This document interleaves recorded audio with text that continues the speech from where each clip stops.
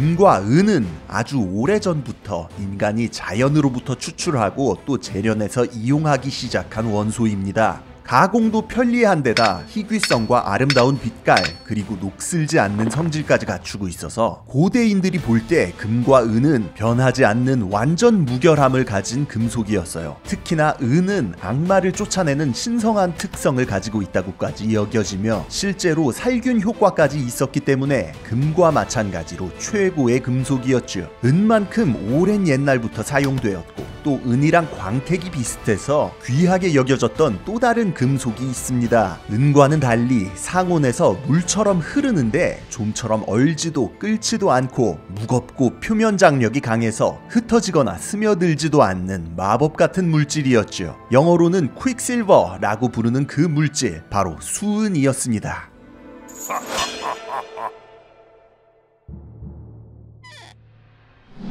진사 또는 주사라고 불리는 이 빨간 돌, 폼페이 벽화 같은 거 보면 빨간색이 참 많이 쓰이죠. 그때부터 이미 진사를 이용해서 벽화를 그렸을 정도로 이거 아주 유서 깊은 물감 재료입니다. 아마 그림 좀 그려보신 분들은 아실 거예요. 버밀리언 레드라고. 이 버밀리언이 바로 진사, 한의학에서는 약재로도 사용되는 광물입니다. 진사는 화학적으로 볼 때 황화수은입니다. 돌이나 토양에서 진사를 걸러내 가열하면 황에서 수은이 분리가 되는데 세계 어디든 전통적으로는 이런 방식으로 수은을 채취했어요. 상온에서도 액체 상태로 존재하는 수은, 고대인들은 이 수은을 은의 액체 버전 비슷하게 생각해서 마찬가지로 귀하게 여겼습니다. 게다가 수은은 먹으면 피부가 탱탱해지고 바르면 피부가 하얘졌습니다. 때문에 오랜 기간 불사의 영약으로 취급되거나 고급 화장품 재료로 이용됐어요. 애초에 원석이라고 볼 수 있는 진사 자체가 동양에서는 약재로 사용됐잖아요. 중국의 역대 황제들 중에는 진사를 그냥 먹는 게 아니라 여기서 추출한 수은을 직접 먹은 인물들도 있었는데 대표적으로는 우리가 익히 알고 있는 진시황이 있습니다. 천하통일이라는 대업을 이루고 나서 할 게 뭐 더 있었겠습니까? 불로장생 가야죠. 수은을 먹고 바르는 것은 기본, 자기 무덤에 수은으로 만든 강을 만들어 달라고까지 했어요. 고대 이집트나 로마에서는 수은을 납과 함께 섞어 화장품으로 썼습니다. 이게 중세를 이어 근세까지 쭉 이어져서 유럽의 귀족이나 왕족들 중에는 수은을 얼굴에 바르는 경우도 많았고 의사들은 이걸로 연고를 만들어 병든 부위에 바르기까지 했어요. 수은을 화장품으로 애용한 인물, 대표적으로 엘리자베스 1세가 있는데 초상화만 봐도 진짜 좀 무서울 정도로 하얗죠. 이게 끝이 아니었습니다. 수은을 붓고 찌고 얼리고 녹이고 하다 보면 금을 만들 수 있다고까지 생각했어요. 아랍 세계의 연금술사들은 수은을 모든 금속의 근본이라고 생각했는데 수은이 다른 대부분의 금속들을 녹이는 신비로운 특성을 갖고 있었기 때문입니다. 그래서 연금술의 필수 요소로 등극, 아랍을 거쳐 유럽에서까지 당연한 상식이 됐죠.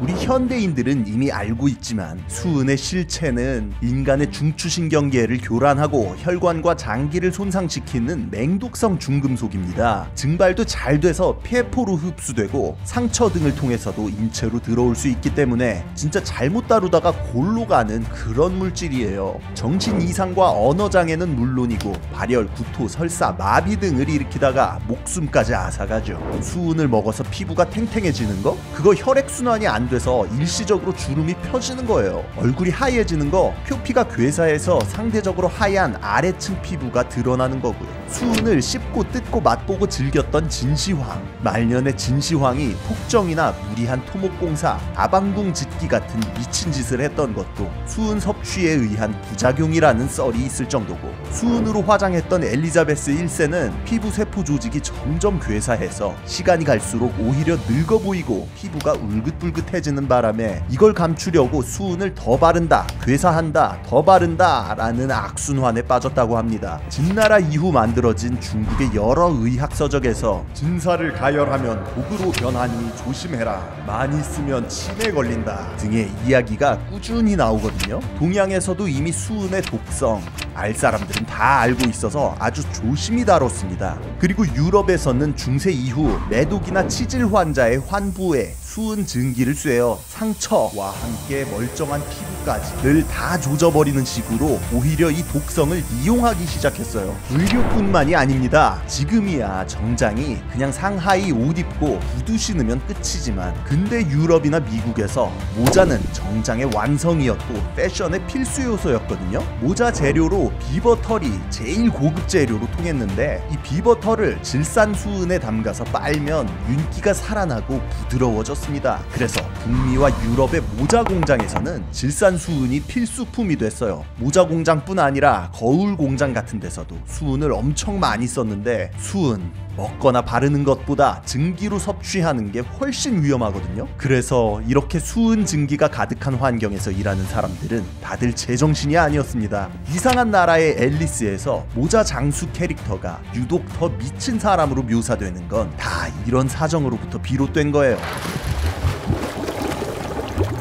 수은이 연금술의 알파이자 오메가가 된 이유, 다른 금속을 잘 녹이기 때문, 그러니까 다른 금속과 쉽게 결합하기 때문이었습니다. 당연히 연금술사들의 바램과는 달리 수은에서 금이나 은을 만들어낼 수는 없었지만 대신 수은을 이용해서 금이나 은을 쉽게 추출해낼 수는 있었죠. 수은에 다른 금속이 녹아 결합한 상태를 아말감이라고 하는데 금이나 은을 도금할 때 이렇게 아말감으로 만들어 코팅한 뒤 수은만 증발시키는 방법이 널리 사용됐고 나중에는 금광석이나 은광석, 즉 원석을 재련할 때도 아말감을 이용하기 시작했어요. 에스파냐가 아메리카를 침략한 뒤 딱히 대박 아이템이 없어서 고민이었는데 얼마 안가 포토시 은광이라는 지구 최대의 은광이 발견되면서 반등의 기회를 얻었습니다. 근데 이게 발견되고 나서 처음엔 버려질 뻔했어요. 매장량은 어마어마한데 전통적인 방법으로 은을 채굴하니까 가성비가 안 나왔거든요. 에스파냐 본토랑 멀리 떨어진 아메리카 내륙 한복판인데 또 해발 고도도 엄청 높아요. 노동력, 운반 비용 다 떼고 나면 딱히 남는 게 없었습니다. 그림의 떡이었던 건데 16세기 중반 수은 정제법이 도입되면서 본격적으로 포텐이 터지기 시작합니다. 한때 전세계 은 생산량의 3분의 2를 감당했고 여기서 채굴된 은만 지금까지 6만 2천 톤에 육박. 여기서 미친듯이 생산된 은 덕분에 에스파냐가 세계 최강국으로 거듭났고 이게 스노우볼이 굴러 중국에서는 농민들 세금까지 은화로 걷어버릴 수 있게 됩니다. 전 세계 경제의 근본 자체를 바꿔놓을 정도로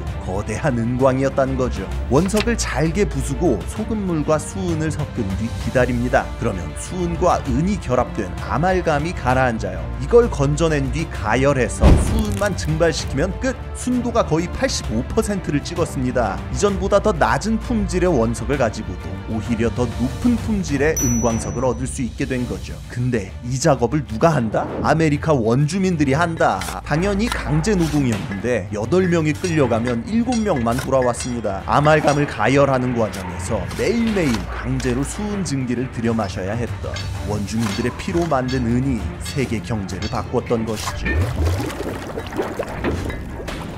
수은의 유독성은 근대로 접어들면서 세간에 널리 알려지기 시작했습니다. 그러나 20세기에도 수은 중독으로 죽는 사람들은 끊이지 않았어요. 1950년대 일본 구마모토현의 미나마타시 주민들에게 집단적으로 발병하여 미나마타 병이라 이름 붙여진 바로 그 질병 많이 들어보셨을 겁니다. 이게 수은 중독, 정확히는 메틸 수은의 축적에 의해 일어나는 질병이에요. 미나마타시에는 1932년부터 아세트알데히드 생산 공장이 있었는데 이 생산 공정에 수은 성분의 촉매제가 사용됐습니다. 그리고 그 부산물로 메틸 수은이 나왔죠. 근데 공장에서 이걸 그냥 바다에 무단으로 방류해버린 거예요. 방류된 메틸 수은이 근처 바다의 물고기들에게 먼저 축적되고 이 해산물들을 먹은 주민들에게 2차로 축적이 되며 끔찍한 중독 증상을 일으키기 시작했습니다. 금속 상태인 액체 수은은 의외로 소화관에서 흡수가 되지 않습니다. 보통 증기 상태로 들여 마셔야 폐포를 통해 몸속으로 퍼지는 건데요. 증기보다 훨씬 흡수가 잘 되는 게 바로 메틸 수은입니다. 소화관으로 바로 흡수가 되는 것은 물론 피부를 통해 흡수될 수도 있어요. 흡수가 잘 되는 만큼 뇌와 척수를 보호하는 마지막 방어선인 혈뇌 장벽까지 뚫고 들어가기 때문에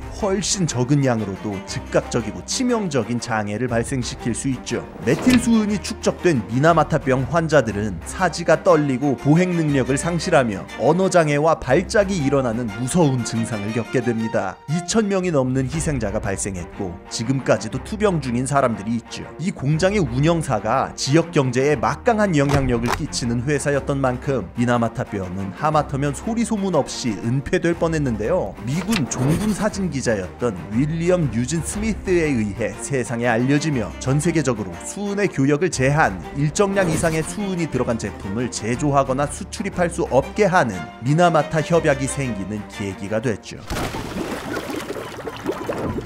수은의 산업적 이용이 국제적 협약으로 제한받으면서 그리고 기술이 더 발전하면서 이제는 그 흔하던 수은 온도계조차도 찾아보기 힘들어졌지만 먹이사슬을 따라 점점 축적되는 중금속의 특성상 최상위 포식자인 인간들은 수은에 여전히 무방비일 수밖에 없습니다. 그동안 인류가 줄기차게 써제끼면서 바다로 흘러들어간 수은이 해양 생태계에서도 상위에 있는 참치나 고래 등에 축적되고 있기 때문인데요. 맛있고 영양가도 좋은 해산물, 수은을 비롯한 중금속들 때문에 먹으면서도 걱정해야 한다는 것이 안타까울 따름입니다. 수은과 마찬가지로 고대로부터 편리하게 사용했지만 사실은 암살자였던 다른 물질들에 대해서도 조만간 다뤄보도록 하겠습니다. 지금까지 지식해적단의 키드였습니다. 감사합니다.